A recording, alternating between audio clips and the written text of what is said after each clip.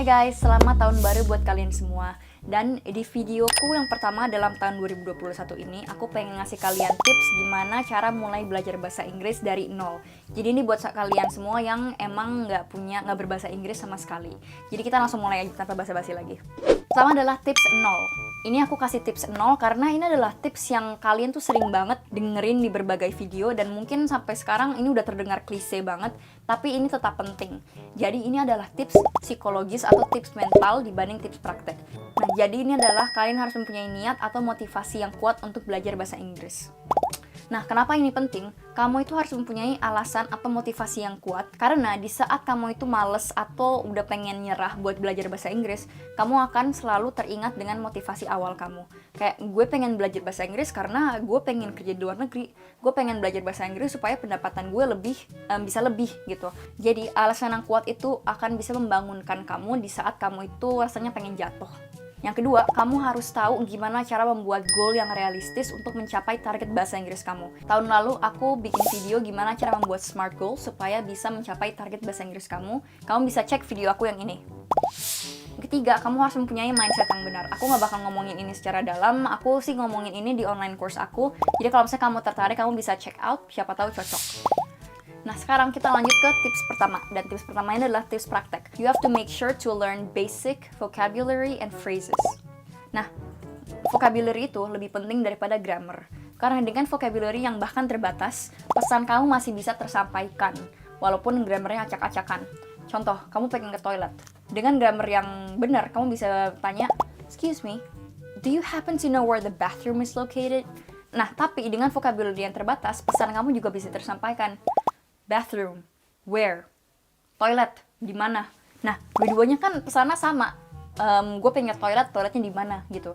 Nah, bahkan dengan vocabulary yang terbatas, bathroom, where, itu lawan bicara pasti bakal tetap ngerti maksud kamu apa gitu. Jadi vocabulary itu lebih penting daripada grammar. Nah, vocabulary itu banyak, gimana mulainya? Kamu bisa Google most common vocabulary in English. Itu kamu mungkin bisa pelajari sekitar 100-500 vocabulary paling umum dalam bahasa Inggris.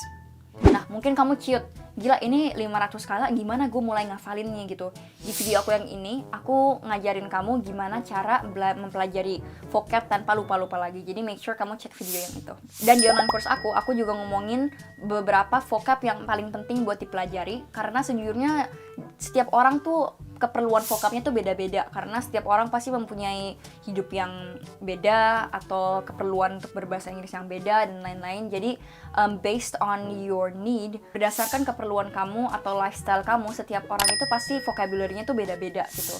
Pokoknya singkatnya, mulailah pelajari vocab yang relevan dengan hidup kamu. Hal-hal yang kamu alami setiap hari, kamu pelajari dari situ dulu vocabnya gitu.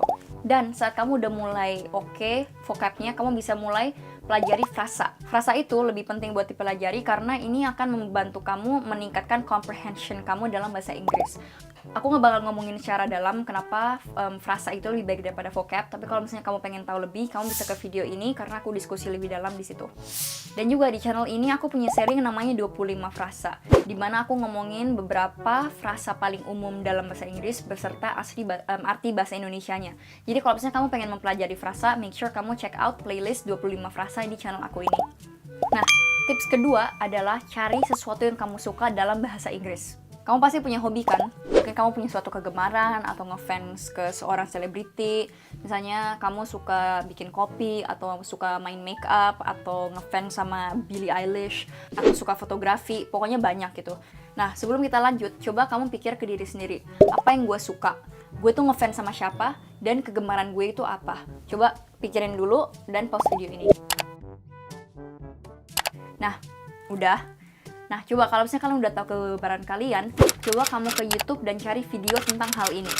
Tapi carinya pakai bahasa Inggris dan bukan bahasa Indonesia. Karena kalau misalnya kamu search-nya pakai bahasa Indonesia, yang keluar ya video-video bahasa Indonesia.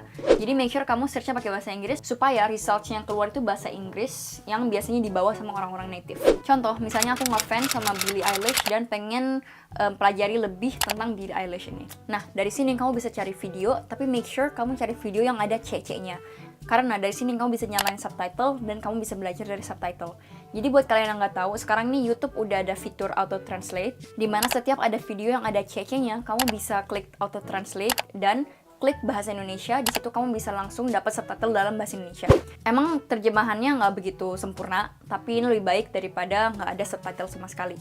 Nah, kalau misalnya kamu pengen pelajari lebih, gimana kamu bisa mempelajari bahasa Inggris hanya dari subtitle, aku rekomen kamu untuk cek online course aku, karena di online course aku ada modul di mana aku membahas ini lebih dalam dan memberi kamu teknik-teknik gimana kamu bisa mempelajari bahasa Inggris hanya dari subtitle.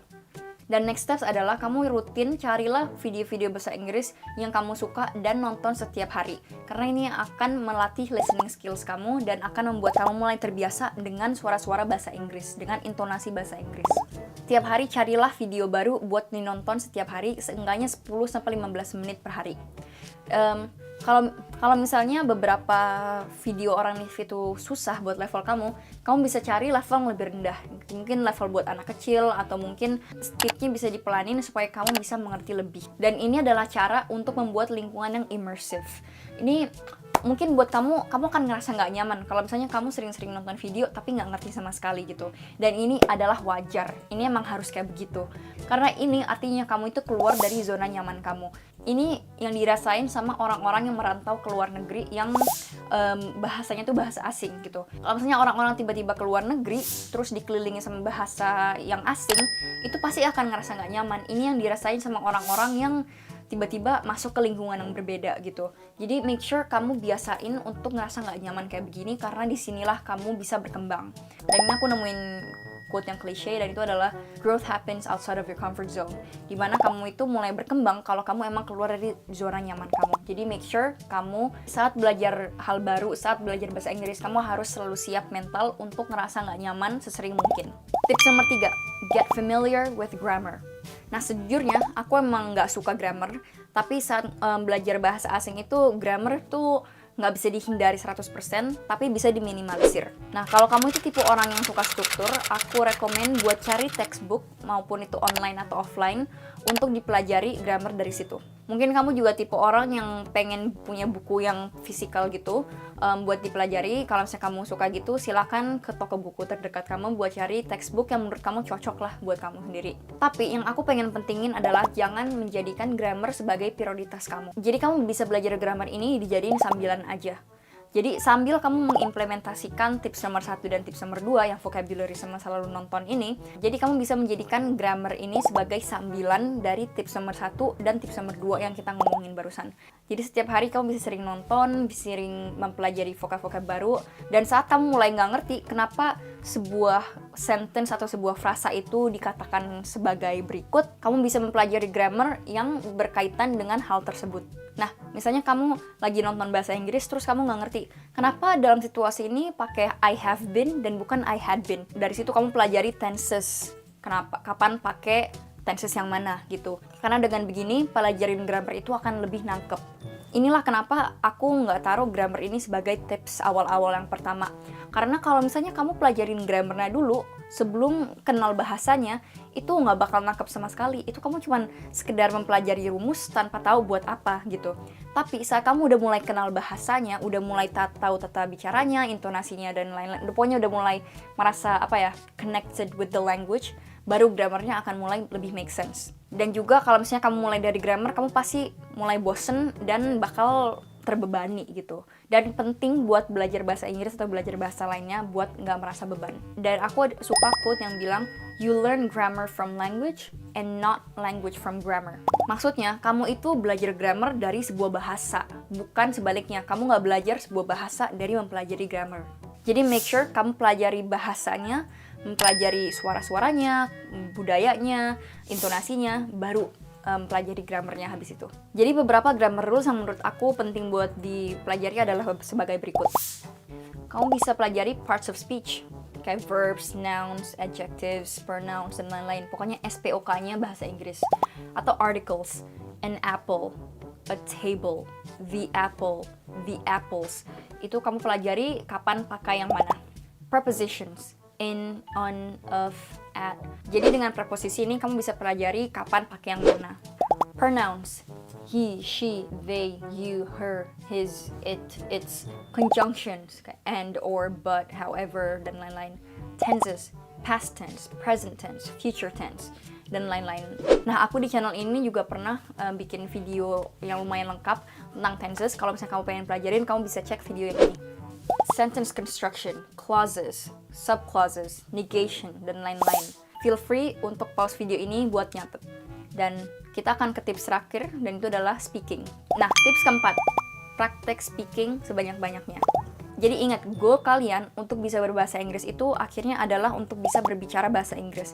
Jadi make sure kalian sering-sering latihan speaking. Misalnya nih, kalian dalam 1 bulan, kalian udah sering mengimplementasikan tips 0, 1, 2, dan 3. Udah sering nonton, udah ngafalin vocab, udah pelajari grammar juga. Jangan sampai speakingnya dilupakan. Nah, gimana cara mulai latihan speaking? Kalian bisa mulai untuk latihan secara sendiri, dan di video yang ini aku ngasih tahu kalian gimana kamu bisa latihan speaking tanpa mempunyai teman ngobrol. Nah, kalau misalnya kamu udah mempunyai teman ngobrol, itu udah bagus banget, dan make sure kalian sama teman ngobrol ini ngomong seenggaknya seminggu sekali lah.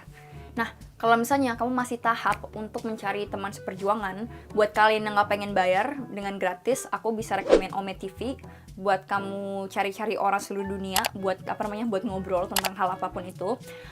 Atau kalau misalnya buat kalian yang emang ada dana buat bisa ngomong sama tutor bahasa Inggris, aku saranin italki, karena di sini kamu bisa cari tutor dari seluruh dunia dengan harga yang cenderung murah.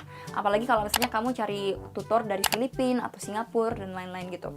Dari sini kalau misalnya kamu daftar lewat link ini, kamu bisa dapat $10 gratis atau sekitar 140.000 gratis buat beberapa lessons kamu yang pertama. Jadi apapun cara kamu, bayar atau enggak, make sure kamu rutin buat latihan speaking setiap hari buat membiasakan lidah-lidah kamu buat ngomong beberapa kata dalam bahasa Inggris.